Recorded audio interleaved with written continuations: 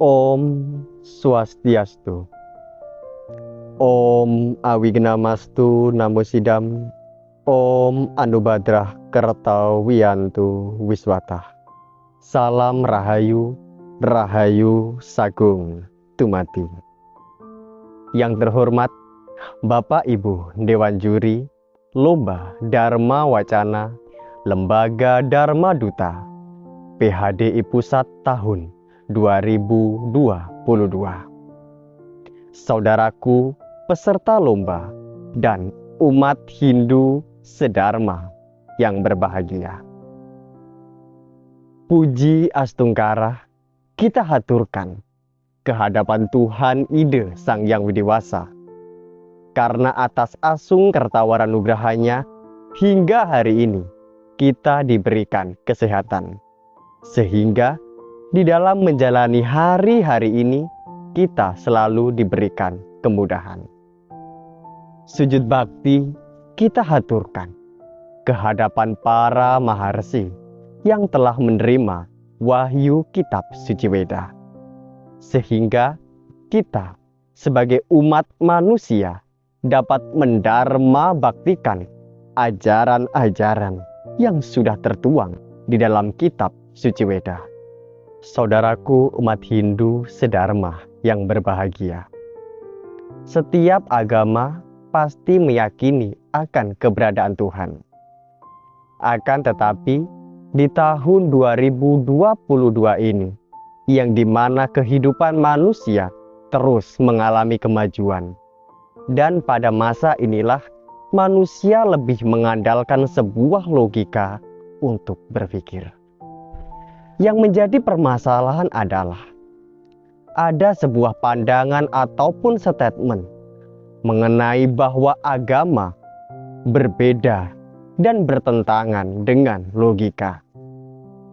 Seperti halnya bagaimana kita bisa meyakini akan keberadaan Tuhan bila mana Tuhan itu bersifat gaib dan tidak bisa dilihat. Maka dari itu, dengan selalu berpegang teguh pada ajaran suci Weda, izinkanlah saya Gunawan Purnomo yang berasal dari tanah Belambangan, Kabupaten Banyuwangi, untuk menyampaikan sebuah pesan Dharma dengan judul Logika Berpikir Konsep Ketuhanan di dalam Agama Hindu. Saudaraku, meyakini akan keberadaan Tuhan adalah hal yang penting di dalam agama Hindu. Tentunya ini berkaitan dengan serada ataupun keyakinan dari umat Hindu itu sendiri. Di dalam agama Hindu, kita mengenal istilah Panca Tatwa atau yang sering kita sebut dengan Panca Serada, yaitu percaya adanya Brahman, percaya adanya Atman, percaya adanya hukum karma pala, percaya adanya reinkarnasi, dan percaya adanya moksa.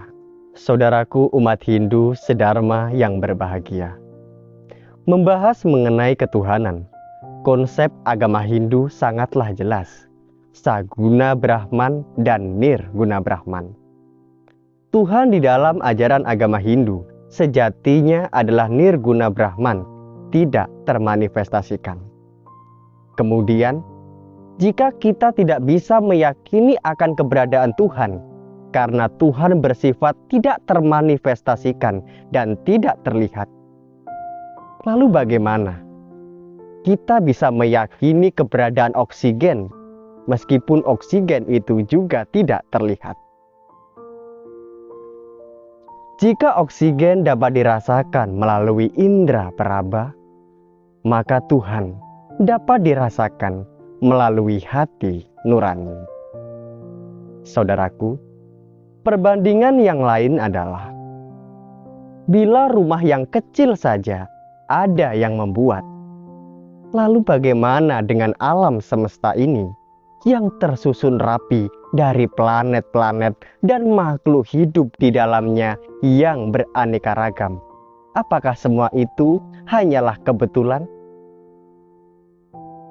Hal inilah bukti bahwa Tuhan itu ada.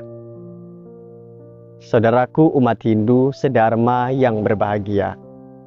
Meskipun di dalam ajaran agama Hindu, Tuhan bersifat gaib dan bersifat tidak termanifestasikan, atau yang disebut dengan Nirguna Brahman, akan tetapi dalam ajaran agama Hindu, Tuhan juga disebut sebagai Saguna Brahman atau Tuhan yang berwujud. Kenapa demikian? Di dalam Bhagavad Gita, Adhyaya 12 Sloka 5 dikatakan, Kleso dika tarastesam, avyakta sakta cetasam, avyakta hi gatir tukam, deha wadir awapyate. Bagi mereka yang pikirannya tertuju pada sesuatu yang tak terwujud, kesulitannya jauh lebih besar. Karena sesungguhnya jalan menuju yang tak termanifestasikan sukar dicapai oleh orang yang masih memiliki badan jasmani. Saudaraku, orang yang masih terikat dengan badan jasmani, yang masih terbelenggu dengan indria dan duniawi, akan sulit mencapai Tuhan yang bersifat nirguna ini. Maka kita mengenal adanya Brahma, adanya Wisnu dan Siwa. Semua itu sejatinya untuk mempermudah umat Hindu dalam menghaturkan bakti ke hadapan Tuhan, Ida Sang Yang Widewasa. Akan tetapi perlu diingat saudaraku, semua itu sejatinya adalah satu, yaitu Brahman atau Tuhan itu sendiri. Ekam satwiprah bahuda wadanti. Tuhan hanya satu, tetapi orang bijak menyebutnya dengan banyak nama. Selain itu, membahas mengenai konsep ketuhanan di dalam ajaran agama Hindu, kita tidak dapat lepas dari sebuah pertanyaan yang sering kita dengar di masyarakat. Dalam menghaturkan bakti, umat Hindu ke hadapan Tuhan selalu menggunakan sarana. Pertanyaannya, apakah Tuhan meminta sarana itu semua? Dan apakah Tuhan memakan sarana tersebut? Tuhan tidak pernah meminta sarana persembahan kepada umatnya dalam berbakti. Akan tetapi, di dalam Bhagavad Gita, Adhyaya 9 Sloka 26 dikatakan, Patram puspam palam toyam, yome bhaktiya prayaschati, tat aham bhakti uparatam, asnami prayatat manah. Barang siapa yang mempersembahkan sehelai daun, sekuntum bunga, sebiji buah-buahan, seteguk air, akan aku terima sebagai sujud bakti persembahan dari orang yang berhati suci. Tuhan tidak pernah meminta apapun dari umatnya.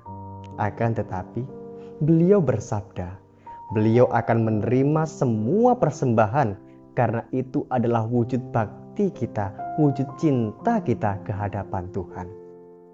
Lalu, apakah Tuhan memakan sarana tersebut? Tidak. Hal ini diibaratkan seperti halnya seorang pria yang memberikan bunga kepada kekasihnya. Apakah kekasihnya memakan bunga tersebut? Tidak. Lalu kenapa kekasihnya mau menerima bunga tersebut? Karena kekasih tersebut melihat cinta yang besar yang disimbolkan bunga tersebut. Begitu pula dengan Tuhan, saudaraku. Kenapa Tuhan mau menerima semua sarana persembahan yang kita berikan? Karena Tuhan melihat cinta kita, bakti kita yang tulus melalui semua sarana tersebut. Ini hanyalah masalah simbol.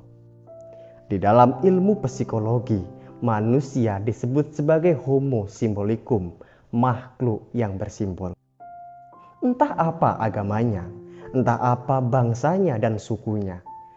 Entah dulu, sekarang, hingga nanti, manusia tidak dapat lepas dari yang namanya simbol. Saudaraku umat Hindu sedharma yang berbahagia, maka kesimpulannya adalah meyakini akan keberadaan Tuhan atau Brahman sangatlah penting di dalam ajaran agama Hindu. Bagaimana mungkin kita meyakini keberadaan Atman hingga moksa tanpa meyakini sumbernya, yaitu Tuhan atau Brahman itu sendiri? Tentunya dengan pemahaman yang mendalam melalui konsep Saguna dan Nirguna Brahman. Selain itu, saya mau menekankan kepada saudaraku semua bahwasanya orang beragama bukan berarti harus meninggalkan logika. Justru orang yang beragama pasti berlogika. Demikian pesan Dharma yang dapat saya sampaikan. Semoga dapat menjadi renungan bagi kita bersama. Dan apabila ada tutur kata yang kurang berkenan di hati, saya mohon maaf yang sebesar-besarnya.